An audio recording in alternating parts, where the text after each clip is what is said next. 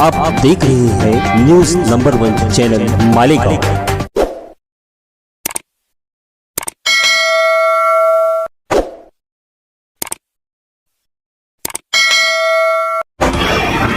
मैं हूँ रियाज शाह और आप देख रहे हैं न्यूज नंबर 1 चैनल मालेगांव। आइए नजर डालते हैं कुछ खास खबरों के।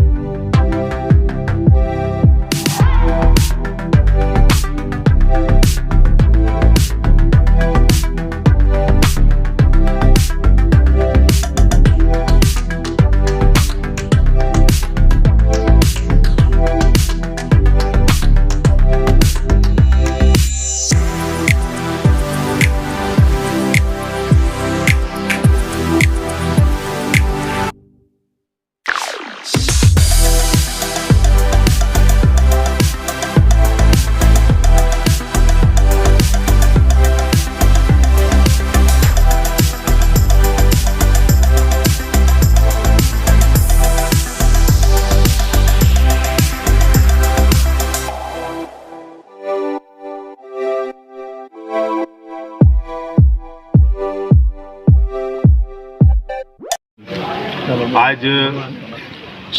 मालेगांव शहर के अलग अलग रिक्शा स्टॉप से ताल्लुक़ रखने वाले तमामी रिक्शा मालक चालक हम लोग ने एक वक्त लेकर आज आरटीओ ऑफिस से हम लोगों ने मुलाकात की और रिक्शा वालों के जो मसाइल है, छोटे छोटे मसाइल थे, कुछ बड़ा मसला था, उस ताल्लुक़ से तफसील गुफ्तगू हुई, बातचीत हुई और बहुत अच्छी बातचीत हुई है।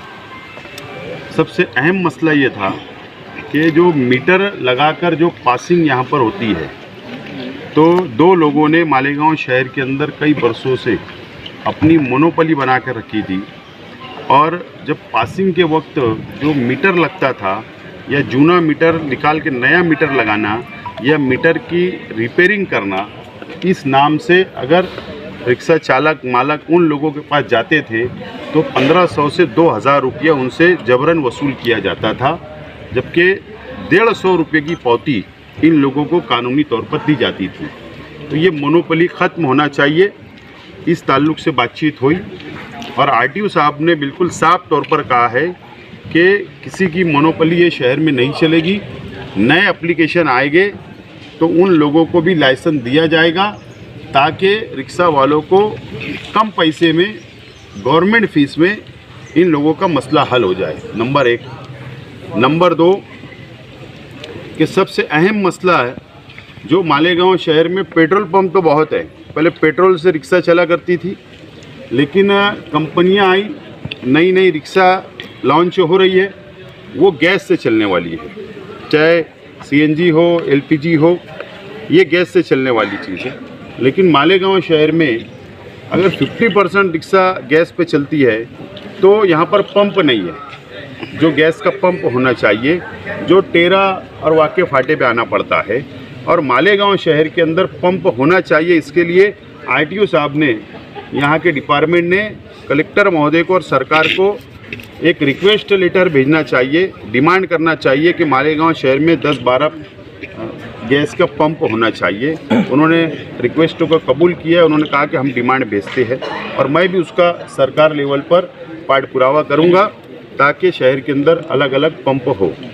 दूसरी अहम बात, जो छोटे छोटे मसाइल थे कि यहाँ पर रिक्शा वालों को दिन भर बैठा के रखा जाता था, हो सकता है जानबूझकर नहीं, अलग अलग नंबर उनके बनाए गए होंगे, उनका शेड्यूल होगा, लेकिन हमने रिक्वेस्ट की है कि जो शेड्यूल आप बनाते हो, जो प्लानिंग करते हो, तो अव्वल तौर पर रिक्शा वाले जब यहाँ आए तो उनकी पासिंग कर दी जाए। ये भी डिमांड उन्होंने कबूल की है। और ऐसे छोटे छोटे मसाइल है, ये तय हुआ लास्ट में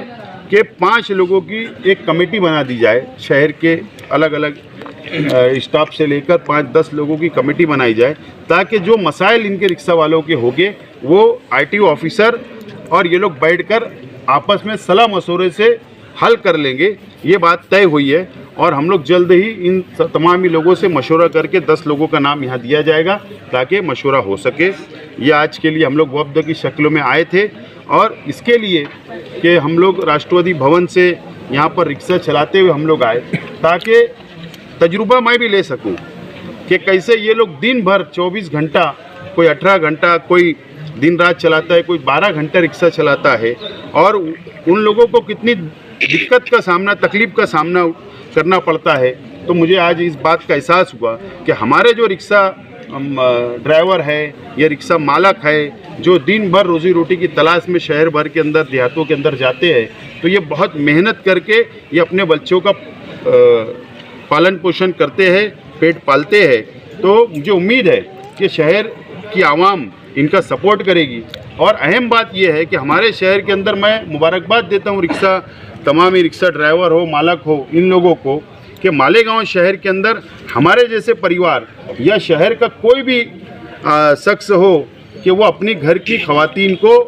बिला झिझक बाज़ारों के अंदर बोलता है, जा अपनी रिक्शा स्टाफ से फला के साथ बैठकर जाकर बाज़ार करके आ। ये ना इतना भरोसा और विश्वास है, और यही भरोसा और विश्वास ये लोग भी रखते हैं कि हमारी बहन समझ के, माँ समझ के उनको ले जाते हैं और लाते हैं और घर भी छोड़ देते हैं। तो इतना अच्छा माहौल ये शहर के अंदर है। लेकिन जो सरकारी लेवल के ऊपर जो मसाइल इनके आते हैं, तो जब भी इन लोगों के मसाइल आए तो हम लोग खड़े रहे, और इंशाल्लाह आइंदा भी हम लोग खड़े रहेंगे। इस वीडियो को लाइक करें, हमारे चैनल को सब्सक्राइब कर बेल आइकन जरूर प्रेस करें। हम